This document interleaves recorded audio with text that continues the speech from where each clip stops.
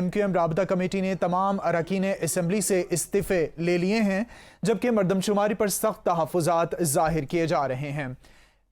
اسی پر سمیر راجپوت نے ہمیں جوائن کیا ہے، نمائندہ اے بی این نیوز ہیں۔ سمیر، بتائے گا اس حوالے سے ایم کیو ایم کی جانب سے اہم پیش رفت سامنے آئی ہے؟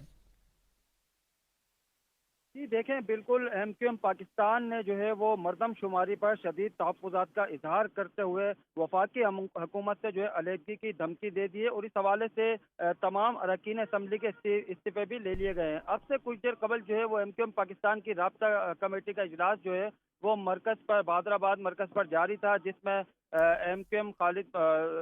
کنوینئر جو ہے ایم کیو ایم کے خالد مقبول صدیقی، مصطفیٰ کمال، فاروق ستار اور دیگر اراکین رابطہ کمیٹی بھی موجود تھے، جس میں جو ہے مردم شماری کے حوالے سے تحفظات زیر بحث آئے۔ اجلاس میں جو ہے یہ فیصلہ کیا گیا ہے، اگر وفاقی حکومت جو ہے وہ وعدہ وفا نہیں کرتی، مردم شماری کو صحیح سمت نہیں لاتی، تو وفاقی حکومت سے علیحدگی کر لی جائے گی۔ ایم کیو ایم پاکستان کی رابطہ کمیٹی کا یہ بھی کہنا تھا کہ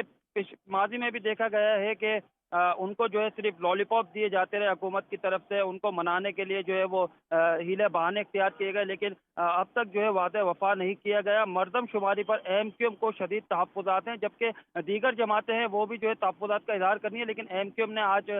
فائنل فیصلہ کر لیا ہے۔ ایم کیو ایم رابطہ کمیٹی ذرائع کا یہ کہنا ہے کہ اگر ان کی